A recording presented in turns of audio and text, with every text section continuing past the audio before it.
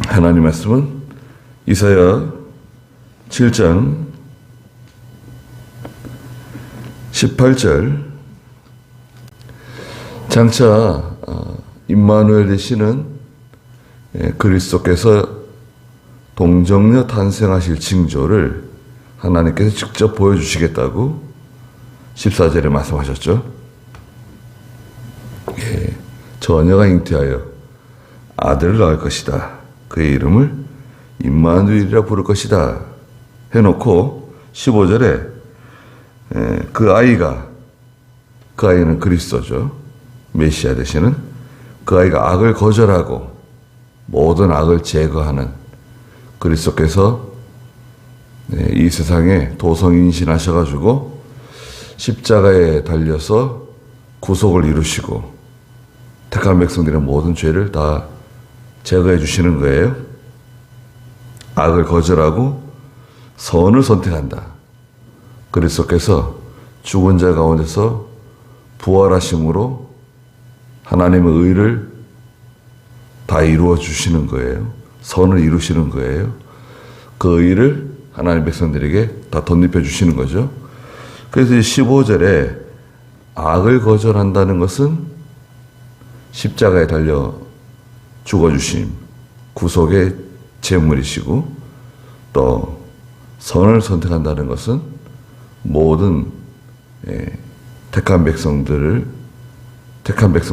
첫 열매로 부활하실 것을 상징적으로 보여주시는 거예요. 버터와 꿀은 하나님 말씀이다. 그리고 나서 16절에 그 아이가 악을 거절하고, 다시 그 아이가 나와요. 그리스도께서 악을 거절하고, 이것은 죄악된 세상 가운데 그리스도께서 재림하심으로 모든 죄를 심판하실 것을 말씀하세요. 재림하셔서 하나님 백성들 구원하시고 선을 택하는 것을 알기 전에, 선을 택한다고 하는 것은 그리스도께서 백보좌에 앉으셔서 심판주로 임하실 것, 그때가 되면 세상의 두 왕은 버림받게 된다. 16절 마지막에 그랬죠.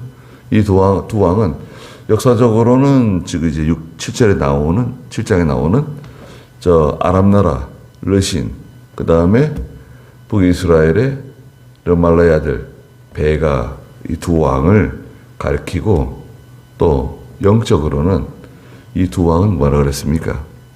말세에 적그리스도와 세상 나라다. 적그리스도와 세상 나라. 이 두 왕이 말세에 하나님의 교회와 성도들을 핍박하는데, 그것은 다 버림받게 된다. 그리고 17절에 여호와께서 에브라임이 유다로부터 떨어져 나간 때로부터 지금까지 겪어보지 못했던 날들, 또 너와 내 백성들, 그리고 내 조상들의 집에 임하게 하실 것이니 곧 아시리아 왕이 오는 날이다. 유다가 이 아시리아 왕을 의지하고 사모했어요. 그러니까 이 아하스 왕이 겉으로는 뭐 하나님 의지하고 믿음 있는 것처럼 행동하고 말을 하는데, 실상은 아시리아에게 줄을 댔다고요. 그런데 아시리아를 의지하고 아시리아가 나를 도와줄 거다 믿었는데, 그 아시리아를 하나님이 보내셔가지고 유다를 치신다는 거예요. 공격한다는 거예요. 그날에 18절에 여호와께서 저 이집트, 남쪽 이집트 먼 그 시내들이죠. 이집트에 있는 시내가 뭡니까? 나일강이잖아요.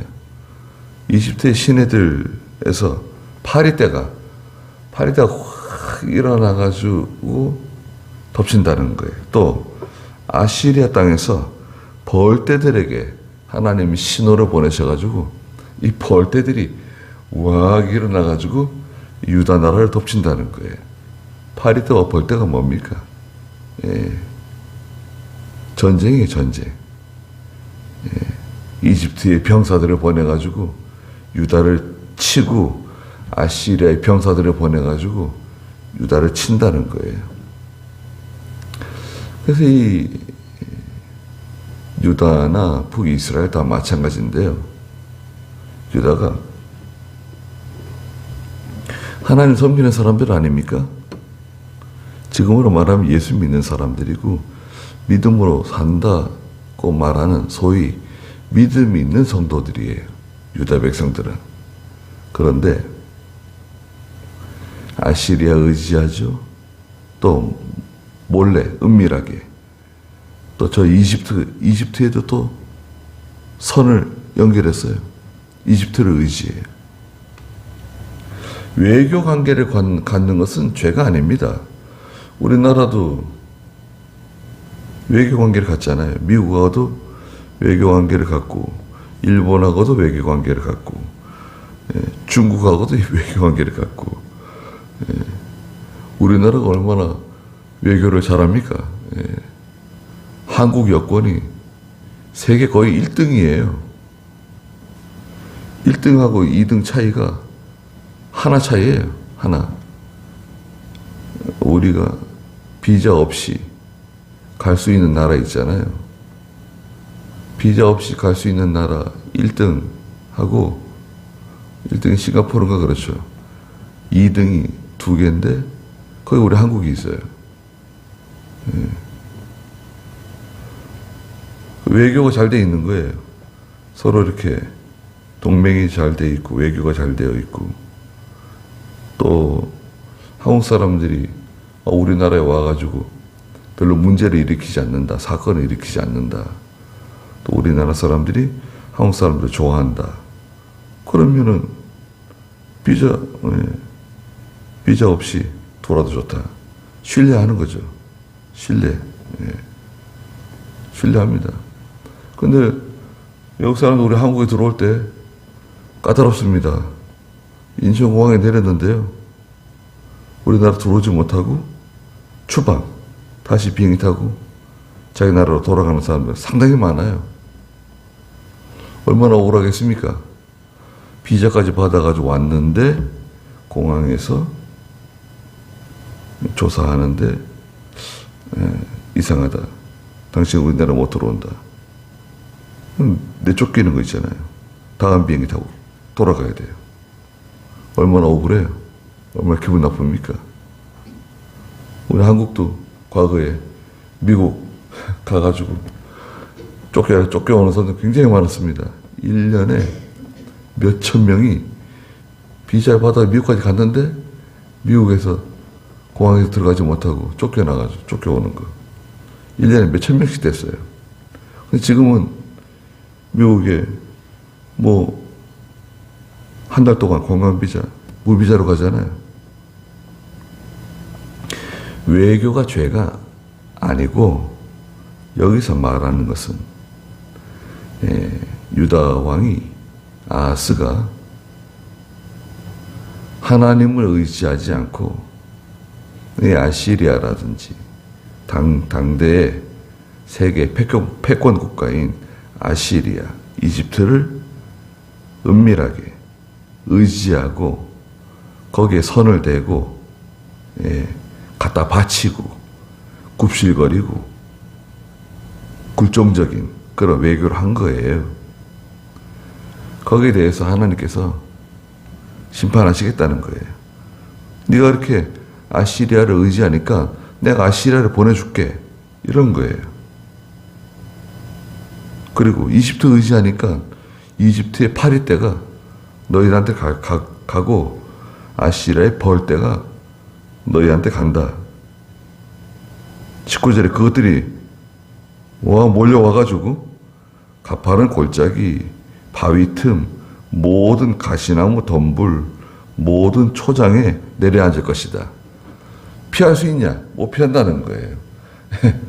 이 파리떼와 벌떼들이 구석구석 다 들어가가지고 바위 틈에 가시던 굴 속에 다 들어가가지고 붙잡아낸다는 거예요. 찾아낸다는 거예요. 숨을 수 없다. 피할 수 없다는 거예요. 20절에 그날에 하나님께서 심판하시는 날이죠. 여호와께서 강 저 너머에서 빌린 면도칼. 자, 강 저 너머에서 빌려온 면도칼이 있어요. 면도칼은 면도칼인데 빌려온 면도칼이에요. 빌려온 면도칼. 무슨 말이냐면 우리 예전에는 뭐 농기구 같은 거 많지 않아 빌렸을 때 있었어요. 낫도 빌리고 뭐 괭이도 빌리고 심지어는 소도 빌리죠. 우리 한국 속담에 빌려온 소는 똥 쌀 시간도 없다고. 무슨 말입니까? 빌려왔기 때문에 쉬지 않고 계속 돌리는 거예요. 빌려온 면도기, 빌려온 면도날. 아주 날카로운 칼인데 빌려왔어요. 바쁘게 써먹는 거예요. 놀리지 않는 거예요. 빌려왔다고 하는 것은 바쁜 겁니다, 지금. 하나님께서 빌려온 면도날처럼 곧 아시리아 왕은 빌려온 면도날이다. 쉬지 않고 그냥 부지런히 계속해서 내 백성의 머리, 다리털을 밀고 수염까지 깎아버릴 것이다. 과거에 이제 털을 민다, 수염을 깎는다. 이건 큰 수치를 가리키는 겁니다. 다윗의 신하들이 조문 갔다가 거기서 스파이로 오해를 사가지고 수염이 깎이고 옷이 다 잘려가지고 돌아왔잖아요. 수염이 길 때까지. 수염이 다 길면 나한테 나오라고 다윗이 그러잖아요. 뭐 우리나라에 외국인 근로자들 와가지고 일하는데 그 수염 안 깎는 사람들 있잖아요. 그것은 이제 그 사람들의 일종의 그 채통을 지키는 거예요. 예. 우리 한국 사람들도 이제 그런 뭐 채통을 지킨다, 또 뭐 점잖하게 행동한다, 그런 거 있잖아요. 그게 다 그 사람 문화예요. 그 나라 문화. 데려다가 수염을 싹 깎아버리세요. 깎아버리면 어떻게 됩니까? 수치스럽게 생각하는 거죠. 모욕적인 걸 생각하는 거예요. 네, 아주 무서운 일이 벌어질 수 있습니다. 자, 빌려온 면도칼은 곧 아시리아 왕이다. 그 아시리아 왕으로 내 백성의 머리, 다리털, 수염까지 다 깎아버린다. 네, 다 밀어버린다는 거예요. 수치를 준다는 거예요.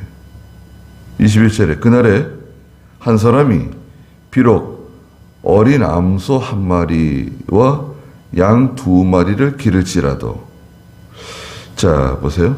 한 사람이 어린 암소 한 마리 하고 양 두 마리를 길러요. 이거 많은 건가요? 적은 건가요? 아주 적은 거죠. 아주 가난한 생활이에요. 이스라엘은 그 유목민들이거든요. 양을 치고 소를 기르고 유목민들이에요. 그거 가지고 먹고 사는 사람들이에요. 털을 깎고 우유를 짜고 젖을 짜서 그거 가지고 버터도 만들고 치즈도 만들고 또 내다 팔기도 하고 그렇게 살아가는 건데, 어린 암소 한 마리, 양 두 마리 기를지라도 22절에 그것들이 젖을 많이 내요. 그가 버터를 먹을 것이니 그 땅에 남아있는 모든 사람이 버터와 꿀을 먹을 것이다. 버터와 꿀은 하나님 말씀이에요. 예, 버터와 꿀은 하나님 말씀입니다. 진리와 영감을 가르쳐요. 그래서 이제 하나님의 징계가 있지만 반면에 하나님의 은혜도 있다는 거예요. 회개하고 많은 사람들이 또 돌아서요. 하나님께 돌아옵니다. 그날에 계속 나오죠? 뭐 18절부터 계속 그날입니다. 그날에 23절에 그날에 1000그루의 포도나무가 있어 은 1000개의 가치가 있던 곳마다 1000그루의 포도나무가 있는데요. 이것은 은 1000개의 가치가 있어요. 이건 아주 극상품 포도나무들이에요. 아주 품종이 좋은 아주 좋은 포도나무들을 심었어요. 은 1000개의 값을 지불하고 포도나무 1000주를 사다가 심은 거예요. 하나님이 사랑하는 백성들이에요.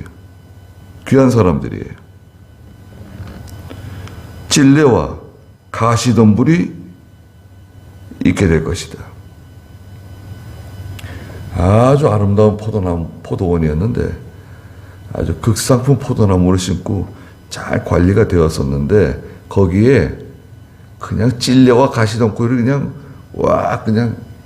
덮인다는 거예요. 찔레와 가시덤불.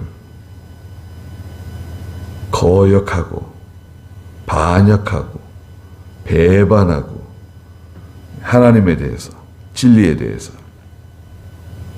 하나님 말씀 듣지 않아요. 오히려 거역하죠. 반역하죠. 대적하고 듣기 싫어하고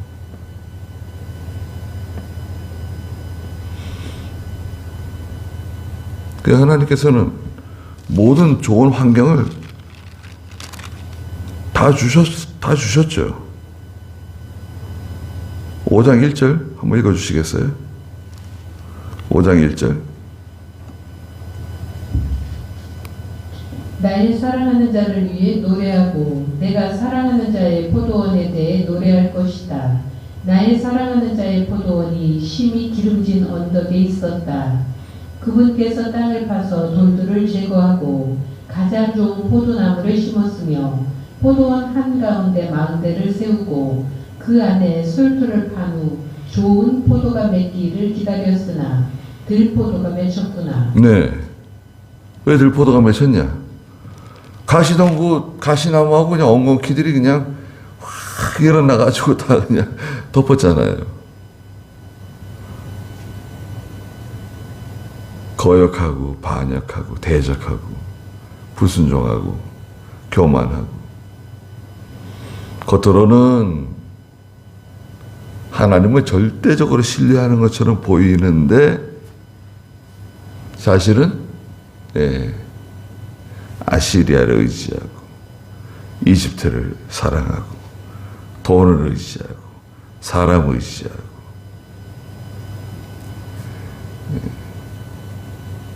세상에 있는 거 이용하는 거 좋아요. 하나님께서 우리에게 물질도 주시고 건강도 주시고 또 이 세상에 있는 거 우리에게 다 주셨어요. 부동산도 이용하고 뭐 건물도 이용하고 아파트도 이용하고 개인 주택도 이용하고 뭐 전원주택도 이용하고 토지도 이용하고 전답도 이용하고 임야도 이용하고 자동차도 이용하고 사람들도 이용하고 그게 죄가 아니죠. 그거 잘 이용해서 하나님의 일 잘하면 돼요. 네. 믿음으로 살면 돼요. 그러나 이제 그것에 마음을 빼앗겨가지고요. 그것을 너무 하나님보다 더 사랑하고 더 의지하고 나가니까 이제 거기서 이제 문제가 생기는 거죠.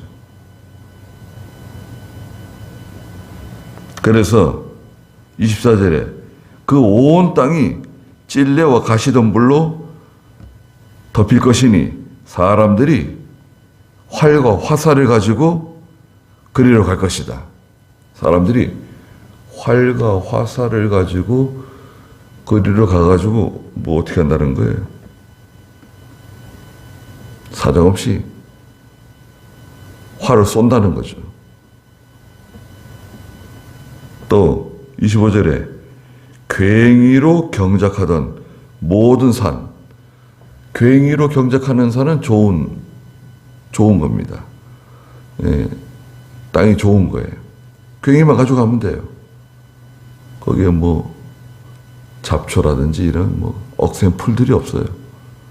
괭이 가지고 가서 농사 지으면 좋은 땅인데 그 모든 산에 너는 찔레와 가시덤불이 무서워서 그리로 가지 않을 것이다.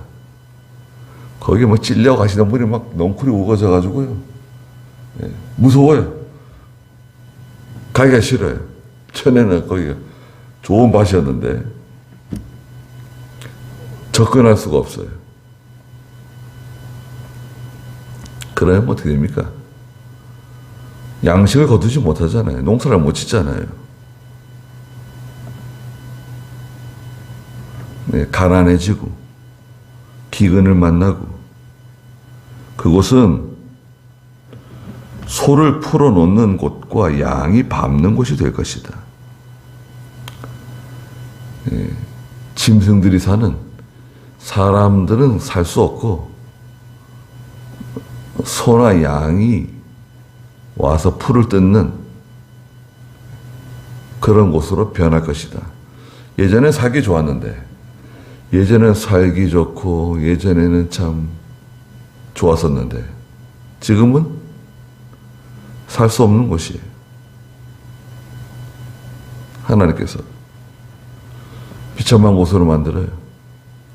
전에는 행복했었는데, 전에는 가난했지만 다 같이 하나님 섬기고 믿음으로 살고 기도하고 하나님 말씀 들을 때 은혜 받고 그렇게 좋았었는데 지금 뭔가 좀 세상적으로는 윤택해진 것 같은데 영적으로는 황량해요. 광야와 같아요. 은혜를 받지 못하고 짜증나고 화나고 열받는 일만 자꾸 생기고 뭐 보람이 없어요. 보람. 사람한테 무슨 보람이 있어야 되는데 보람이 없어요. 만족이 없어요. 기쁨도 없고 그냥 어쩔 수 없이 하는 거예요. 그렇게 되면 그것도 하나님의 징계예요. 마음을 세상에 다 빼앗기고 물질에 다 빼앗기고 예. 오늘 이제 우리가 야하스 왕은 아시리아와 이집트를 의지했잖아요. 그걸 사랑했어요. 이제 오늘날 저희들도 예, 뭔가 하나님 말고 또 다른 걸 더 사랑하고 또 의지하는 게 있으면 하나님께서 이 찔레하고 가시덤불 보내줘요. 그러면 이제 살기 힘들어지는 겁니다. 거기 못 가요. 다 우거져가지고요. 극상품 포도나무가 심겨진 그 좋은 포도원 못 들어가요. 무서워요.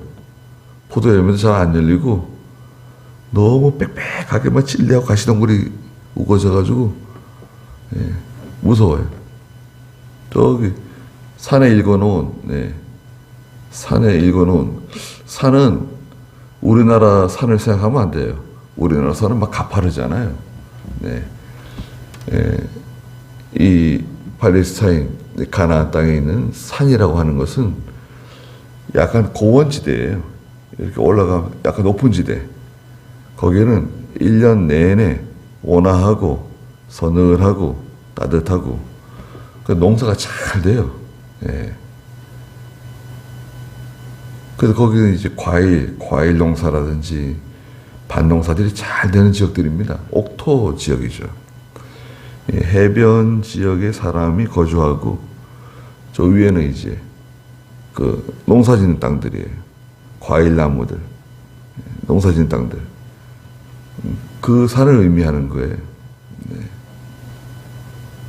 그래서 지금도 이 이스라엘 그 위에 그 고원지대 저 해안 그 지중해 바다 이 해안지대는 사람들이 이제 주거 지역이고 사람들 사는 지역이고 약간 이제 고원지대는 농사 짓는 지대예요. 아주 사람이 살기 좋은 그런 기후를 가지고 있는 1년 내내 그런 곳입니다. 그래서 어느 시대나 우리가 하나님 의지하고 사는 겁니다. 그게 가장 지혜로운 성도이고 행복한 성도예요. 네. 거기까지 하죠. 네.